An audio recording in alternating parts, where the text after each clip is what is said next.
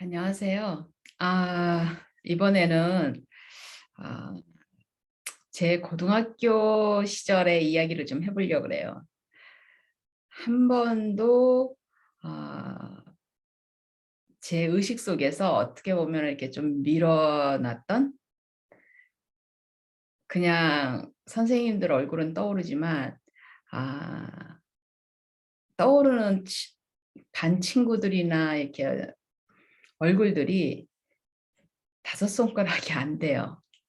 그래서 왜 이런 이야기를 하냐면, 그냥 뭐 제 무슨 일기장에나 나올 만한 이야기를 왜 자꾸 할까 하는 생각을 가지고, 만일에 이제 제가 하는 말을 이제 들으신 분들이 계속 듣고 있으면 그런 생각을 하실 수 있는데, 저는 이런 얘기를 함으로써 혹시나 선생님이 되거나 이런 생각이 있으신 분들, 아니면 현직에 계시는 선생님들, 뭐 학부모님들한테도 이제 그렇지만은, 아이들이 아이들의 속에, 물론 이제 모든 선생님들, 모든 학부모님들, 이 세상에 사는 모든 사람들은 자기의 초중고 때의 그 학교 생활에 대한 기억들이 다들 있어요. 다들 있는데 얼마만큼 사람이 다르게 변할 수 있는가, 그 환경에 따라서 이제 그런 의미에서 이제 한번 처음으로 얘기를 해보려고 그래요. 저도 이제 제 입에서 무슨 말이 나올지는 잘 모르겠는데, 제가 했던 이야기를 제가 이렇게 들으면서 아, 그래, 한번 꺼내보자 하는 생각이 들었어요. 아, 제가 중학교를 어, 그냥 다 아이들이 다 고만고만, 그냥 초등학교 때는 끼니를 걱정할 정도로 어려웠지만, 중학교 때 이제 서울에 가장자리로 이사를 오면서 나오면서 다들 그냥 사는 형편들이 그냥 고만고만했고, 물론 초등학교 때도 마찬가지였지만, 그래서 반 아이들이 많은 한 60%의 아이들이 송파, 오금동, 거여동 이래가지고 거기에서 농사를 짓는 부모님들의 아이였어요. 서울인데도 불구하고.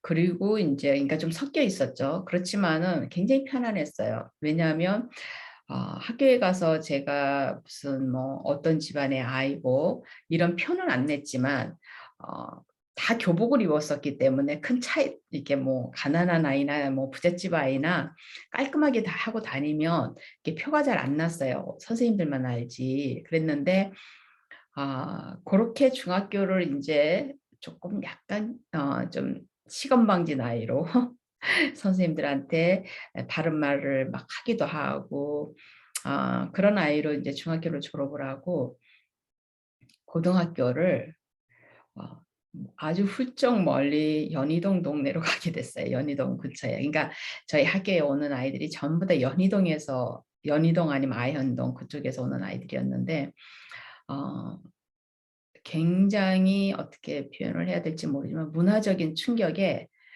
제가 이렇게 적응을 못했어요. 학교에 가서.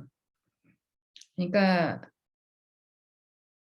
너무 다른 거예요. 아이들의 그, 물론 이제 조금 거기에도 물론 어려운 집안의 아이들이 있었겠지만은, 이쪽이 한 10%에서 20% 정도가 부모님이 뭐 대학도 조금 나와가지고 직업을, 그런 정도의 직업을 가지고 있는 집 아이들이었다면, 나머지 80%는 그냥 보통의, 그냥 그 당시에 못 배운 부모님들, 그냥 평범하게 열심히 하루하루를 살아가시는 그런 부모님들의 자식들이었다면, 이쪽 동네로 오니까 반대인 거예요. 그래서 무슨 일을 하시든지 부모님들이 처음 만나봤어요. 부모님이 의사하고 부모님이 회계사하고 막 어떤 전문직을 가지고 있는 부모님이 있는 아이들을 처음 만나본 거예요. 이게 완전히 다른 세계죠. 다른 세계고, 양쪽 부모님이 막 다 뭐 한 명은 의사고 한 명은 무슨 뭐 어?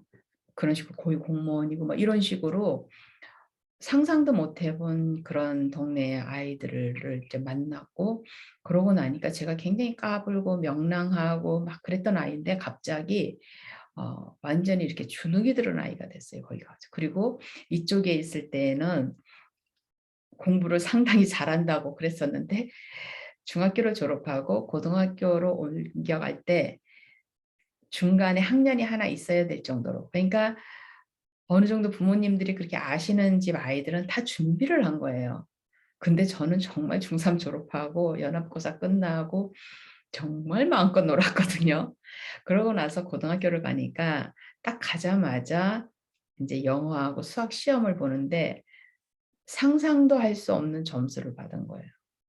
그래서 너무 놀랐어요. 그게 엄청난 충격이었어요. 그러니까 두 가지 충격에 나름대로 굉장히 똑똑하다고 생각을 했는데 거기 가서 시험을 보고 첫 시험을 이제 그건 배우기 전에 이제 아이들한테 실력이 어느 정도 되는가를 선생님들이 연합고사 저거 중학교 때 이제 저희는 시험을 보고 들어갔으니까 지금도 그러는지 모르겠지만 그 시험을 본 그 시험 성적이 있지만 학교에서 다시 시험을 본 거예요. 학교 수준에 맞게 시험을 받겠죠. 봤을 때 이제 나온 성적이 그랬던 거예요. 그래서 그 두 가지로 너무 충격을 받았어요. 그래서 친구가 저희 집 한 달 생활비보다도 더 많은 돈으로 용돈을 쓰고 뭐 아이들이 이제 완전히 다르죠. 그러니까 역시 아이들이 참 당당하고 구김살 없고 그다음에 참 달랐어요. 그래서 그 고등학교 시절을 지금도 이렇게 생각을 하면 학교에서는 기가 죽어서 그렇게 있다가 어느 정도였냐면 지금 생각하니까 사회성 장애와 같이 행동을 했던 것 같아요. 그래서 다른 친구들이 눈치를 챘는지 못 챘는지 모르지만 저는 아이들 앞에서 입을 잘 못 열었어요. 특히나 이렇게 아이들이 그룹으로 모여 있으면 지금도 생각이 나는데 소풍을 갔다 와서 학교 교정으로 다시 돌아와서 저하고 친하지도 않았는데 어떻게 해서 그 팀에 제가 끼게 됐는지는 모르겠는데 거기 껴가지고 한 5-6명의 아이들이 이제 둘러앉아가지고 막 게임을 하고 놀았어요. 뭐 이제 뭐 옛날에 하는 게임들 있잖아요, 여자. 그래서 막 이제 뭐 선생님 뭐 누구 나와라 막 이런 게임을 하는데 제가 인제 제 차례가 되면 막 덜덜덜 입술이 떨리는 거예요. 이게 팍 나오지 않아요. 그러니까 제 성격하고 완전히 정반대. 그렇게 3 년을 보냈거든요. 3 년을 보내면서 나름대로 굉장히 기도 죽고 완전 사회성 장애같이 친구도 잘 못 사귀고 계속 관찰만 했던 것 같아요, 아이들을. 그러니까 제가 중학교 때는 제가 나대느라고 아이들을 관찰을 못 했는데 이제 고등학교에 가서는 너무나 다른 세계로 옮겨 앉아서 부잣집 부자 동네로 이제 옮겨 앉은 거죠. 그 세계에서 너무나 생활의 그 뭐 벌써 도시락 반찬 자체가 너무 달랐기 때문에 도시락 점심시간에 도시락 뚜껑을 열어 놓을 수가 없었어요. 그래서 옛날에는 다 교복을 입고 다니고 이랬으니까 결국에는 생활에 자기 집안의 그 재력이 아마 제 생각엔 도시락으로 많이 나타나지 않았을까. 아이들 사이에서는. 선생님들 사이에서는 또 다른 이야기고. 그런데 이쪽의 중학교 때는 도시락 뚜껑을 제가 아무 거리낌 없이 열어 놓고 그냥 막 먹었는데 전혀 도시락에 대해서 아무 그게 없었어요. 근데 고등학교를 가니까 도시락 뚜껑을 열고 밥을 못 먹겠는 거예요. 너무 비루해서 반찬이. 그러니까 이게 뭐 완전히 다른 거죠. 그러니까 아직까지도 우리 집은 1년에 고기 반찬을 먹을 수 있는 게 뭐 설날이나 추석이나 이렇게 뭐 누구 생일 따니까 아버지 생일이나 돼야 되나 하여튼 이렇게 몇 번이 안 됐었던 것 같은데 그 친구들은 매일 고기 반찬을 싸우는 거예요. 그러니까 너무 달랐어요. 너무 다르니까 사회적으로 그렇게 위화감을 느끼니까 그리고 친구들이 다 애들이 괜찮았는데도 괜히 그 어느 한 친구도 저한테 뭐 bully를 하거나 아이들이 뭐 놀리거나 저를 뭐 그러지 않았거든요. 근데 제가 이제 이쪽에서는 상위층에 성적으로 상위층에 있었으니까 자신감 있게 행동하던 아이가 이쪽에 와서 갑자기 중간층이 돼 버리니까 그다음부터는 자신감이 없어지고 그 성적 자체로 인해서 제가 그냥 이렇게 푹 꺼져 버린 것 같은 느낌? 그리고 친구들하고 인제 이야기를 해도 잘 못하고 잘 놀지도 못하고 인제 그렇게 이렇게 바뀌어 갔어요. 그러다가 인제 고3 때 인제 한 친구하고 그냥 지금 이렇게 가만히 생각해 보면 제가 그 친구의 꼬봉이 됐었던 것 같아요. 그 친구 일부러 그랬던 건 아닌데 그 친구도 외로웠던 친구예요. 성격이 별로 안 좋아서.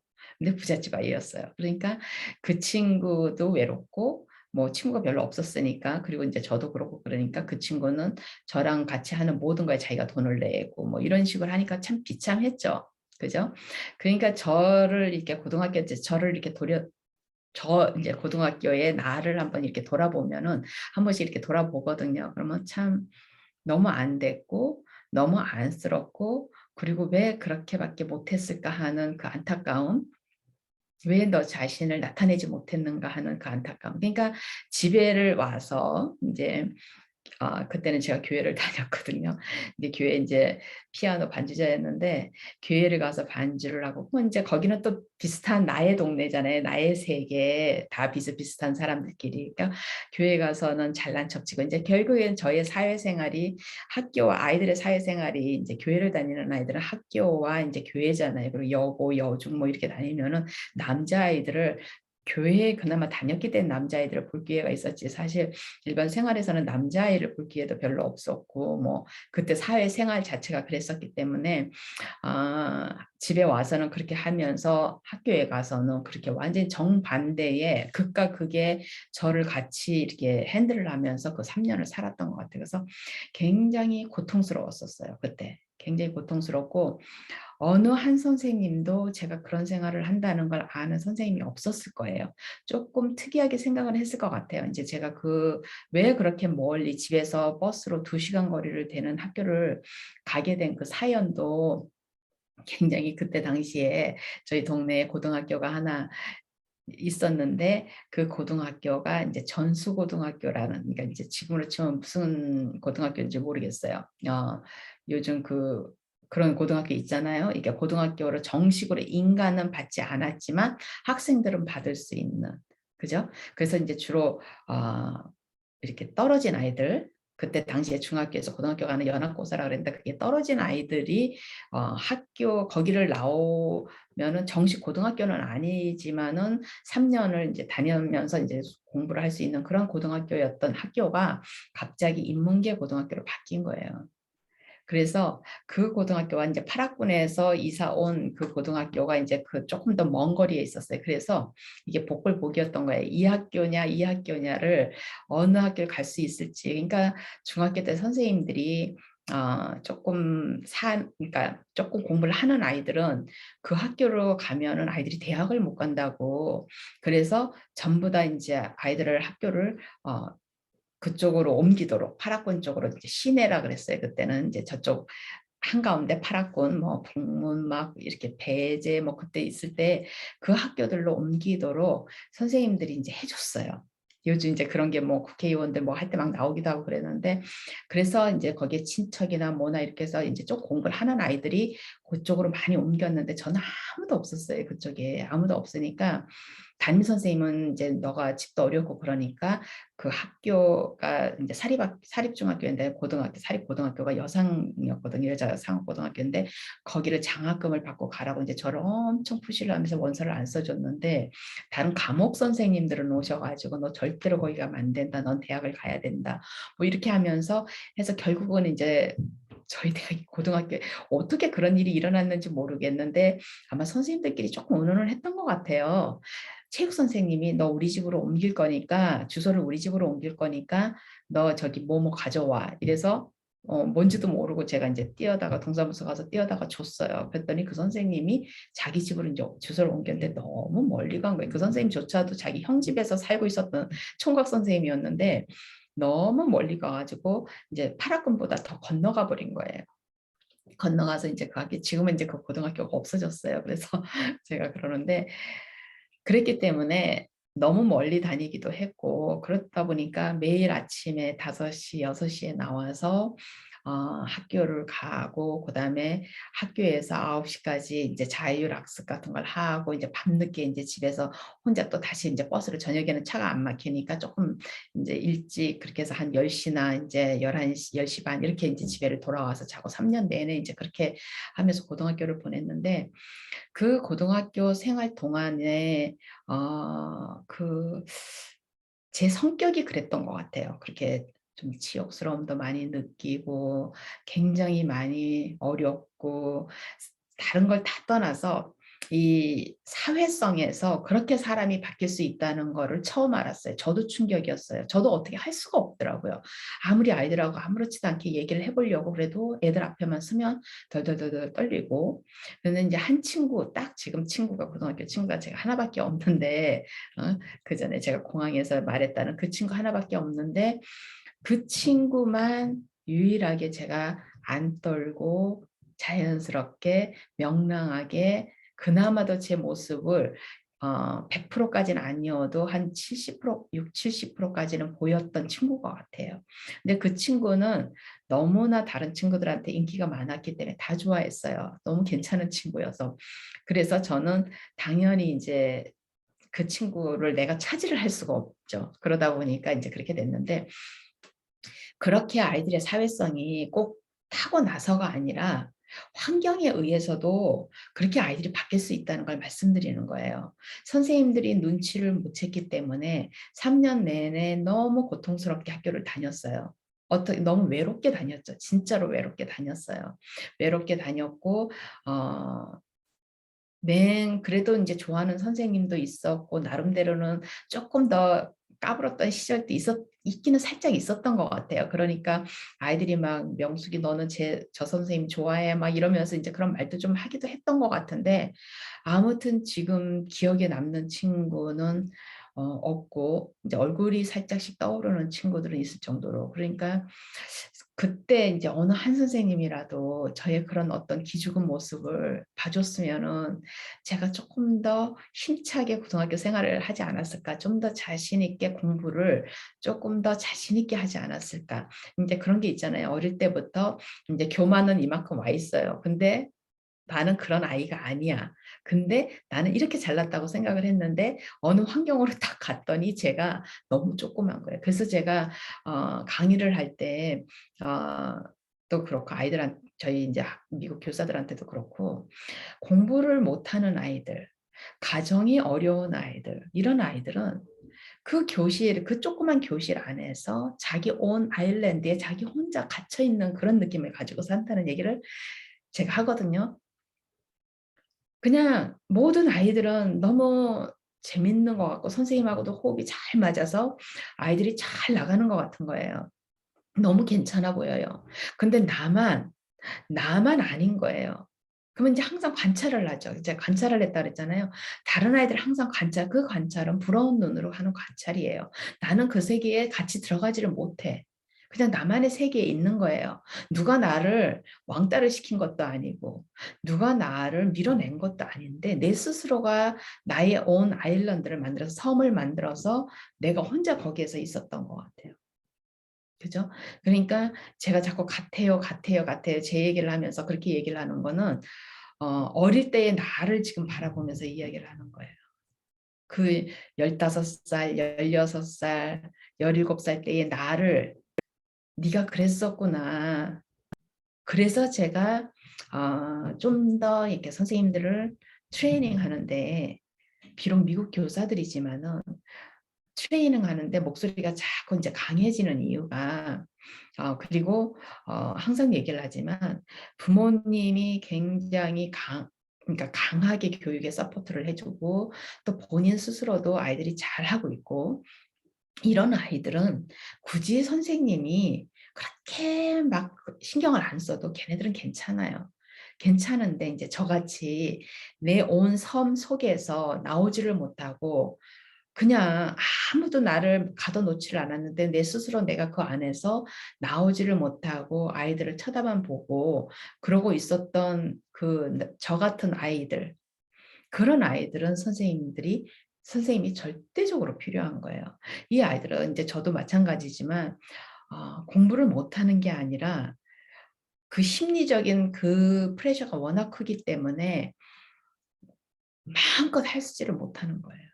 그리고 그렇게 되면은 자기가 자기를 못 믿게 돼요.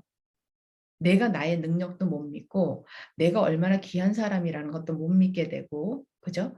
그래서 제가 이제 나중에 동생들하고도 그런 얘기를 했지만 우리가 멘탈이 진짜 강한, 이 DNA의 멘탈이 강한 사람들이었던 것 같아 막 이런 이야기를 하거든요. 정말 그랬던 것 같아요. 멘탈이 그렇게 강하지 않았으면 아마 못 견뎠을 거예요.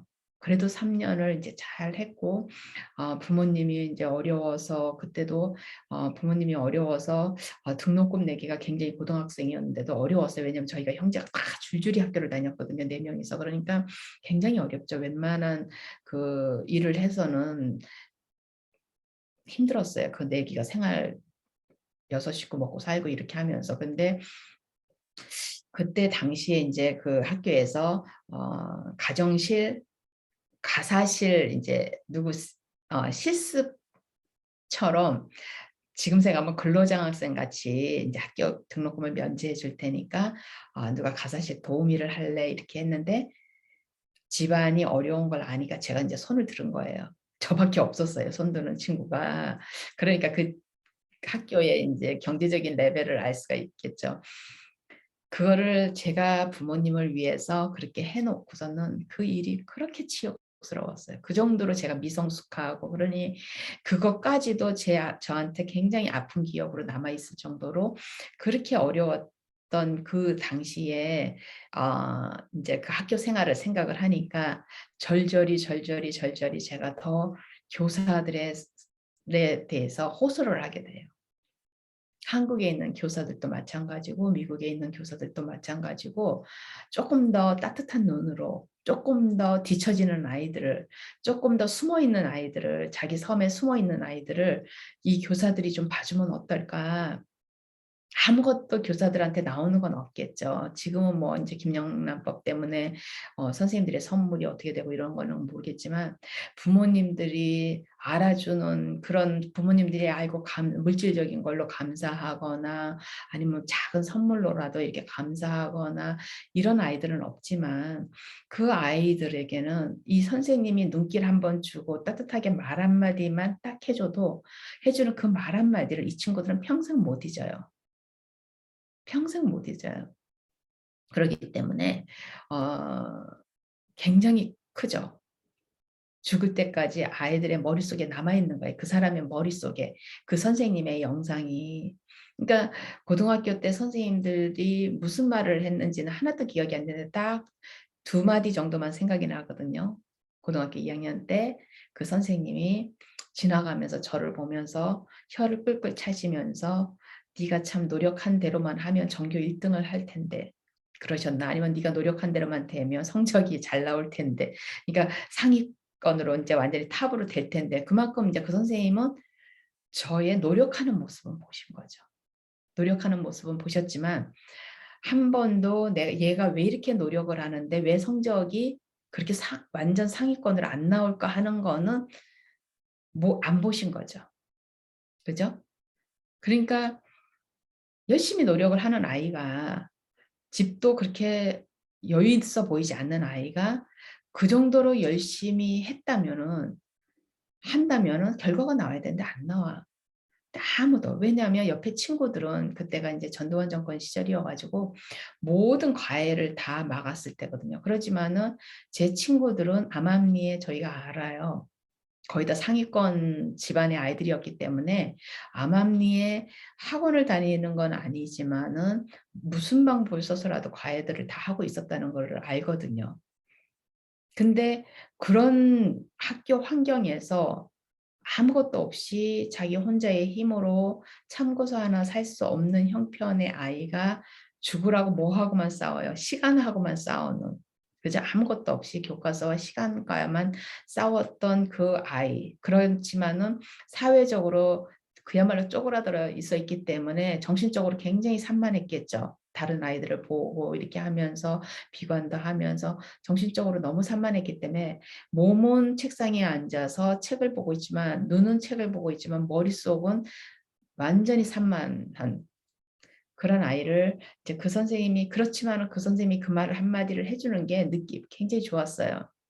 왠지 선생님이 나를 보고 있었던 것 같은 느낌이 들어서 그 말이 굉장히 좋았고 두 번째는 고3 선생님이 제가 인제 학교 실패하고 그다음 재수했다가 또 실패하고 그러고 난 다음에 인제 원서를 쓴다고 가서 제가 인제 졸업한 대학을 가겠다고 이렇게 하니까 선생님이 "너 거기 대학 아니다.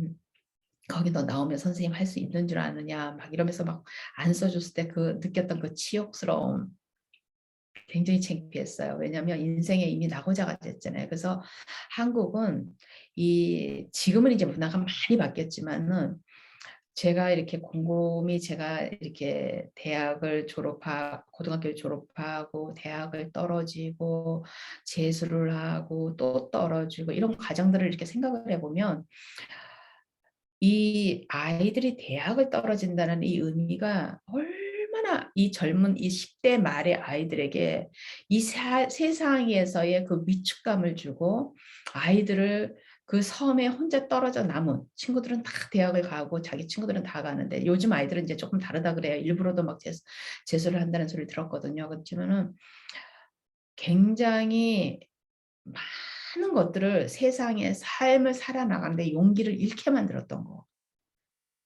그 대학 입시 시험 딱 한 번 봐서 딱 한 학교밖에 지원을 못 하고 그렇게 갔던 그 시절이, 그렇게 해서 실패한 것이 너무 어린 나이에 너무 세상에서 이렇게 리젝트 된 것 같은, 거부당한 것 같은 그 느낌?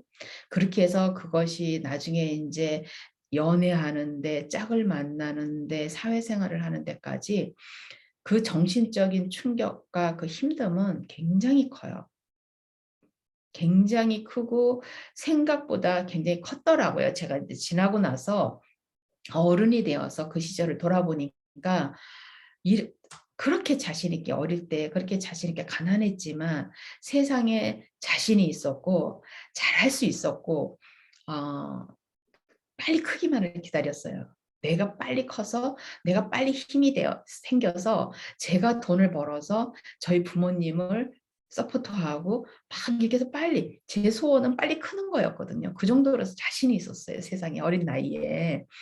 그렇게 중학교 3 학년까지 10대 초반까지 자신이 있었던 아이가 그런 다른 세상을 가 가지고 완전히 쪼그라들어 버리고, 그러고 나서 또 대학을 실패하고 또 실패하고 이렇게 하면서 그 젊은 나이에 겪었던 그 불안함, 그죠? 그 어떻게 말로 어 해내기가 굉장히 힘들어요.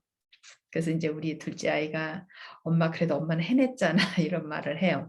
근데 그 친구가 해냈다는 말은 "엄마가 원하는 삶을 지금 살고 있잖아." 그 말이거든요. "뭐가 됐잖아." 이 말이 아니라. 그래서 제가 "맞아." 그랬어요. "맞아. 지금은 내가 마음껏 내가 하고 싶은 공부하고 마음껏 내가 일하고 싶은 대로 일하고, 그러니까 모든 사람들이 풀 프로페서가 되고 나면, 정교수가 되고 나면 미국에서, 그리고 인제 그 뭐 종신 계약이 아니고 그걸 뭐라 그러죠? 테니어를 받고 이렇게 하고 나면 어 더 이상 이제 대학에서 뭐 쫓겨날 일이 없기 때문에, 특별하게 범죄에 연루되지 않는 한은 대부분의 교수들이 여유 있게 살아요. 인제 특히나 저희 대학, 이렇게 미국에 완전 리서치 원 대학 말고 인제 티칭 유니버시티라 그래서 리서치 원 유니버시티, 티칭 유니버시티 뭐 이렇게 있거든요. 그러기 때문에 연구를 하기는 해야 되지만 그렇게 그것이 무슨 막 이 리서치 중심의 대학들처럼 막 그렇게 푸시를 하질 않거든요.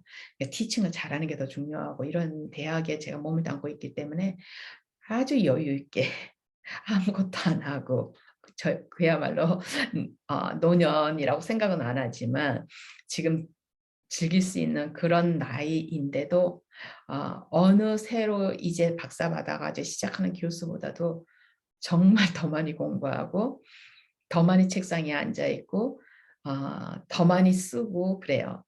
근데 너무 좋아요. 근데 지금 이렇게 제가 가만히 이렇게 생각을 해 보니까, 그 고등학교부터 그 쪼그라들어서 살았던 그 삶이 확 펴진 것 같은 그런 느낌요. 그거를 인제 미국에 오니까 다시 쪼그라들었잖아요. 다시 쪼그라들고 또 요런 얘기도 인제 제가 나중에 기회가 있으면 한번 하겠지만은, 그 미국 사람들 사이에서, 그 사이에서 살아남는 그 살아남는 건 아니지만 거기서 살아가면서 어떤 관점을 가지고 살아야 되고 인제 이런 게 있는데, 이렇든 저렇든 아무리 자신 있게 살지만은 안에서는 꼭 시골지가 서울에 온 것 같은 그런 느낌을 어떻게 할 수가 없어요. 왜냐하면 내가 자라지 않은 문화 속에서 살기 때문에 다시 쪼그라드는 삶을 산 거나 마찬가지예요. 그래서 한 번도 마음껏 내가 가르치고 싶은 대로 학생들을 마음껏 가르치고 마음껏 하지를 못했어요. 근데 최근에 인제 코로나가 시작이 되면서 이런 세월을 제가 책을 쓰면서 이렇게 하면서 카타르시스 같은 느낌. 그동안 너무 오랜 세월을 웅크러져 있었던 제가 중학교 이후로 계속 웅크리고 살았던 그 세월 동안의 나의 모습. 그 웅크림은 물론 이제 밖에서 사는 거는 전부 다 되게 명랑하다. 제 성격 자체가 되게 명랑해 보이니까 명랑하고 말도 너무 잘하고 그러니까 아무도 느끼지 못한 저의 형제들조차도 느끼지 못하고 저희 가족도 뭐 제 짝도 잘 못 느끼지 못했던 그런 어떤 그런 행복을 지금 인제 한 2-3 년째 너무너무 제가 마음에 드는 거예요.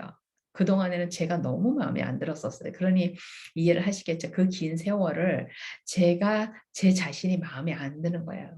마음에 안 들어서 제가 저를 사랑할 수 없었어요. 근데 지금은 너무 제가 마음에 들고 공부하는 시간이 너무 즐겁고 좋고 그다음에 인제 '왜 이렇게 좋은가.' 제가 그동안 생각했던 그 아이들, 학생들, 그다음에 교사들, 그다음에 부모들, 학부모들 이런 분들에 대한 모든 것들이 제가 정리가 돼서 이제 하나씩 이야기를 할 수 있게 됐다는 것이 그러다 보니까 이렇게 수다스러워졌어요. 그래서 영어로 인제 이야기를 하다가 또 한국말로 이렇게 시작을 하니까 진짜 좋은 거예요. 그래서 영어로 똑같은 내용을 영어로 얘기를 인제 그 렉처를 강의를 녹음을 했는데 오늘 아침에 영어로 했는데 한 10분 조금 안 되게 나오더라고요. 물론 짧게 하려고 노력을 하거든요. 왜냐면 하나하나를 가지고 학생들한테 퀴즈를 줘야 되기 때문에. 근데 똑같은 내용으로 한국말로 한번 해 볼까?" 그러고서는 인제 했는데 30 분을 이야기하는 거예요. 그래서 '아 역시 한국말이구나.' 그러니까 그렇게 하고 나니까 친구도 안 만나고 지금은 인제 뭐 시간이 워낙 제가 타이트해서 거의 이 식구들 같이 살고 있는 사람들 말고는 밖에 그 누구를 못 만나는데 이렇게 이야기를 하니까 누구를 만나는 것 같은 그런 느낌? 그래서 어 그냥 저 혼자 아무도 안 봐도 괜찮고 또 누군가가 또 들어도 괜찮지만은 굉장히 좋아요. 그래서 그냥 조금씩, 조금씩, 조금씩, 조금씩 제가 하고 싶은 이야기들 그다음에 느낀 것들 뭐 일기 같기도 하지만은 그래도 어느 분인가는 저하고 비슷한 처지에서 고민하고 있을 수 있고 또 어떤 젊은 친구가 또 그럴 수도 있고 또 학교 선생님들이 너무 힘들어하는 학교 선생님들이 무엇이 당신을 그렇게 힘들게 하는지 모르지만은 그 선생님의 파워가 얼마나 커요. 정말 지대하게 커요. 저는 선생님들의 파워가 제일 크다고 생각하거든요. 학교 생활에 있어서 사람을 길러내고 사람을 만들어내는 직업이기 때문에 굉장히 커요, 선생님들의 파워를. 제가 계속 티처스 파워를 강조를 하는데 저희 학생들은 잘 못 느끼는 것 같아요. 막상 나가서 인제 살아보면 왜냐면 자기네가 피해자라고 생각하는 친구들이 많고 한국의 선생님들도 지금 당신들이 오히려 학생들한테 역공을 당하고 학생들한테 함부로 취급을 당하고 학부모님들한테 취급을 당하고 인제 그렇게 생각하시는 분들이 많거든요. 여기 선생님들도 마찬가지고. 그러니까 결국에는 선생님이 인제 회복을 해야 되는 거예요. 그걸 누가 회복을 시켜줄 수가 없어요. 그러면 결국엔 뭐예요? 누가 나를 못 건드리게 하기 위해서는 내가 강해지는 수밖에 없는 거예요. 내가 내 자신에게 자신이 있어지면은 내가 내 자신에게 자신이 있어지면은 어떤 사람을 만나도 당당해져요. 그 당당함은 교만함이라든지 건방짐이라든지 그런 게 아니고 부드러워지게 당당해지는 거예요. 왜? 나는 아니까. 나는 이 사람이 왜 이렇게 나한테 화를 내는지를 알고 나는 이 사람이 지금 그 화를 내는 사람들은 전부 다 뭐예요? 안에서 다른 사람을 공격하기 위해서 화가 나는 게 아니라 자기 스스로가 자기가 컨트롤이 안 되고 또 자기가 자기를 너무 어떻게 표현을 해야 될까요? 똑같이 마음에 안 들 수도 있고 그죠? 그분도 그럴 수 있는 거예요. 그래서 그런 분들에게 여유 있게 그 사람들의 이야기를 들어줄 수가 있고 비굴해지지 않게 되고 왜냐하면 항상 다른 사람 앞에서 비굴해지면 그게 굉장히 아픈 기억으로 오랫동안 남아 있고 비굴한 나를 용서를 못 하게 돼요. 그래서 제가 고등학교 시절이 비굴했어요. 경제적으로 여유 있는 친구들 앞에서 비굴했고 공부 못하는 내 자신이 주눅이 들어서 비굴했고 그런 내가 너무 안쓰럽고 그래서 용서가 안 됐었어요. 그래서 제가 고등학교 때 생활을 입에 올리지를 못했었어요. 내가 나를 용서하지를 못했기 때문에. 그랬는데 아 이제서 인제 내가 나를 용서하고 내가 나에게 당당하니까 내가 하는 말과 내가 생각하는 것에 당당하니까 제가 조금 더 마음이 여유 있어지고 다른 사람이 그렇게 행동하는 것들이 아프지를 않고 그 사람이 안쓰러워지기 시작해요. 그렇게밖에 행동을 못하는 사람, 그렇게밖에 말을 못하는 사람이 안쓰러워지기 시작하죠. 그러면 선생님들도 나를 내버려 두고 나한테 함부로 하는 학생들, 나한테 함부로 하는 학부모들, 근데 나한테 함부로 하는 학생들은 그 속에 똑같은 아픔이 있는 아이들이에요. 그죠? 단지 우리 때에는 내가 그 아픔 학생이 있어도 선생님 앞에 당당하게 그거를 표현을 못했어요. 선생님하고 학생과의 그 관계가 너무 어려운 관계였기 때문에. 하지만 지금 아이들은 공주로 왕자로 자라기도 했고 또 어려운 친구들은 어려운 친구들의 세상에 대한 분노가 있잖아요. 자기 세상에 대한 자기 어른들에 대한 분노가 있기 때문에 제가 그 얘기를 하거든요. 학생들한테도 그 어른들의 아이들이 집에서 자기 어른들에게 부모든 아니면 자기를 키워준 그 누구든 그분들에게 있는 그 분노가 학교로 옮겨오면 선생님한테 간다. 근데 절대로 선생님들이 거기에 동요를 하면 안 된다. 왜? 나는 아무 잘못도 안 했는데 얘가 나한테 너무 건방지게 행동을 하고 너무 못되게 행동을 한단 말이에요. 그럼 막 선생님들이 열이 받죠. 그죠?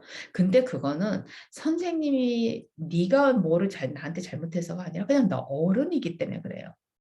그래서 많은 한국의 아이들도 고등학교 아이들, 중학교 아이들이 그렇게 하는 것도 어쩌면 자기 집에서 자기 부모에게 표현하지 못한 것들이 학교로 옮겨와서 선생님에게 표현되는 것일 수도 있거든요. 그렇게 하기 때문에 선생님들이 조금 더 어른이기 때문에 어른의 관점에서 조금 더 한 발 물러서서 그리고 선생님들이 일단은 학생들 앞에서 인간적으로 존경을 못 받더라도 가르치는 거에 있어서는 존경을 받아야 돼요. 저 선생이 가르치는 거 하나는 잘 가르쳐 이렇게. 그 말은 뭐냐면 저 선생은 자기 일을 하네 이거거든요. 저 선생은 자기 일을 하네. 그죠? 근데 선생님이 못 가르치면 어떻게 돼요? 그리고 맨날 가르친 거 또 가르치고 이 선생님이 작년에도 가르쳤는데 올해도 가르치고 이렇게 돼버리면 선생님이 생동감이 없어요. 생동감이 없으면 아이들이 어떻게 해요? 생동감이 없는 선생님한테는 지루하죠. 지루하고 뭔가 선생님이 느낌이 저 사람도 그냥 포기한 것 같고 나도 포기하고 싶은데 그런 느낌을 받는단 말이에요. 그래서 선생님이 생동감이 없다는 거는 이제 열정이 식었다는 이야기잖아요. 열정이 식었다는 거는 아이들에게서 자기의 결과를 못 본다는 이야기이기 때문에 그래서 이제 선생님이 너무나 많은 느낌이 학교에서도 공격을 교감 선생님한테도 공격을 받는 것 같고 학생들한테도 공격을 받는 것 같고 또 학부모한테도 그런 것 같고 이런 선생님들은 조금 더 한번 자기가 자기 자신에게 당당해질 수 있도록 한번 노력을 해보시는 게 어떨까. 그거는 이제 사람마다 다 다르기 때문에 어떤 분야라는 거는 얘기를 할 수가 없지만 첫 번째로는 수업을 아주 잘해야 된다는 거. 아이들을 아주 잘 가르쳐야 된다는 거. 교과목을 완벽하게 소화해서 내가 내 나름대로 컨셉츄얼라이즈를 해서 아이들 앞에서 아이들이 딱딱 먹기만 하면 되게끔 그런 바이트 사이즈로 애들 앞에 딱 내놓고 그럼 아이들이 딱 선생님 수업을 들으면 너무너무 쉽게 선생님이 설명을 하고 선생님이 정 안 되시면은 다이어그램을 그리세요. 표를 다이어그램을 제 영상에 제가 다이어그램 그린 게 가끔 올라가는데 그런 식으로 다이어그램을 딱 그리면 그거는 뭐냐면 내가 이 내용을 가지고 제 생각을 정리했다는 이야기예요. 정리를 해야 다이어그램이 나와요. 우리가 말하는 그 컨셉 맵이라는 거, 그래픽 오르가나이저라는 게 그래야 나오거든요. 그렇게 해서 하고 나면은 일단 수업을 당당하게 할 수 있도록 선생님들이 그렇게 잘 가르치는 선생님, 학원 선생님들 같이 잘 가르쳐요. 그게 뭔지를 모르시겠으면 학원에 가서 양해를 구하시든지 아니면 돈을 내시든지 가서 학원 강사들이 한번 하는 거를 가서 들어보세요. 영어 선생님은 영어 과목, 수학 선생님은 수학 과목, 국어 선생님은 국어 과목을 한번 가서 들어보시면 선생님들도 전문가이기 때문에 내가 무엇을 놓치고 있다는 걸 알 수가 있어요. 그렇게 가서 일단 수업부터 잘하면 선생님들이 선생님을 바라보는 눈이 아이들이 달라지잖아요.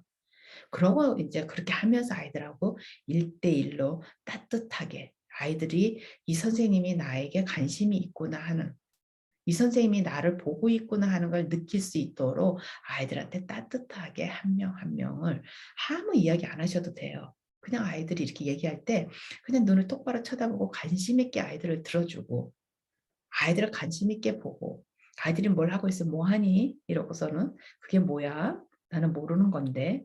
그러고 혹시나 인제 요즘 아이들 얼마나 잘해요. 이렇게 핸드폰 같은 거 이런 것도 인제 혹시 못하시면 저도 맨날 우리 아들한테 물어보는데 가 가지고 아이들한테 "야 이거 이렇게 하려고 그러는데 이게 잘 안 된다. 이거 어떻게 하는 거니?" 이렇게 물어보면 아이들 신나서 가르쳐 주거든. "아 선생님 그것도 몰라요." 그러고 이제 막 가르쳐 줘요. 그렇게 하면서 아이들하고 그냥 친해져요, 친구같이. 고등학생이면 자식도 고등학교가 되면 아이 인제 서서히 친구 관계로 넘어가야 되거든요.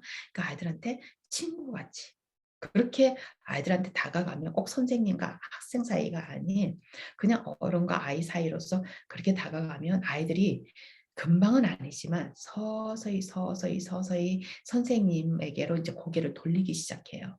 돌리기 시작하면서 선생님을 쳐다봐요. 부모님도 마찬가지예요. 부모님도 마찬가지이고 그렇게 하는 방법을 해서 될 수 있으면 교실 안에서 조용한 아이들, 뭔가 아이들이 기죽어 보이는 아이들 아니면은 굉장히 화를 내는 아이들, 아이들은 항상 반대로 나오거든요. 똑같은 마음을 가진 아이들이 기질에 따라서 화를 내면서 다른 애들에게 폭력을 하면서 아주 못되게 건방지게 나오는 아이들이 있고 그 자기 마음에 아이들은 불안함이거든요 그게. 그 불안함이 오히려 이렇게 셧다운을 하고 안으로 그냥 들어가서 숨는 저같이 이렇게 숨어 이렇게 찌그러져 버리는 그렇게 나오는 그죠? 제가 아마 제 성격상 부모님이 뒤에서 굉장히 잘 사는 집 아이였고 이랬으면 아마 선생님들한테 대들고 막 못되게 구는 걸로 나왔을 거예요. 그죠? 물론 인제 그랬으면 기도 안 죽었겠지만 그러니까 그렇게 이해를 하시고 이렇게 보시면은 선생님들이 쪼끔 어 자신이 있어지지 않을까 아이들을 하고 다루는 데 있어서. 정말로 기회가 되면 한국 선생님들만 모아 놓고 제가 선생님들 기살리기를 좀 해 주고 싶어요. 어떻게 하면 선생님들이 좀 더 당당하게 기가 살아서 자신 있게 교단에서 아이들과 소통을 할 수 있을지 그런 기회가 되면은 한번 그런 걸 해 보고 싶어요. 알겠습니다. 지금은 이제 여기까지.